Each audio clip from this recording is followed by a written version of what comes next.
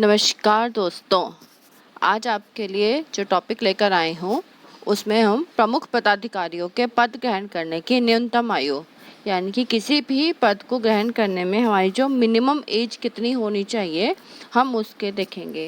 ये हमारे पास अलग अलग पदों के ऊपर कौन कौन से पर्सन होते हैं और उनकी कम से कम कितनी आयु होगी तभी ही वो उस पद को ग्रहण करने के लिए होंगे। तो फर्स्ट इज़ हमारा जो राष्ट्रपति की आयु है, राष्ट्रपति के लिए 35 वर्ष का होना ज़रूरी है। 35 वर्ष से कम उम्र का व्यक्ति जो है वो राष्ट्रपति नहीं बन सकता।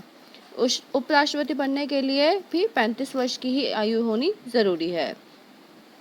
प्रधानमंत्री बनने के लिए कम से कम उम्मीदवार ने 25 वर्ष की आयु ली रखी हो।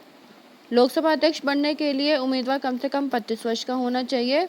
लोकसभा उपाध्यक्ष बनने के लिए भी हमारा 25 वर्ष का, यानी कि प्रधानमंत्री, लोकसभा अध्यक्ष और लोकसभा उपाध्यक्ष तीनों ये पोस्टों के लिए हमारी उम्र जो है कम से कम 25 वर्ष होनी चाहिए। फिर राज्यसभा का उपसभापति बनने के लिए कम से कम उम्र 30 साल 30 ईयर्स। लोकसभा का सदस्य बनने के लिए अगेन 25 वर्ष।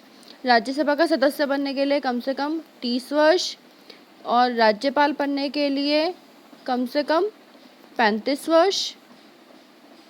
देन मुख्यमंत्री बनने के लिए 25 वर्ष, विधानसभा सदस्य बनने के लिए 25 वर्ष और विधान परिषद का सदस्य बनने के लिए भी कम से कम 30 वर्ष।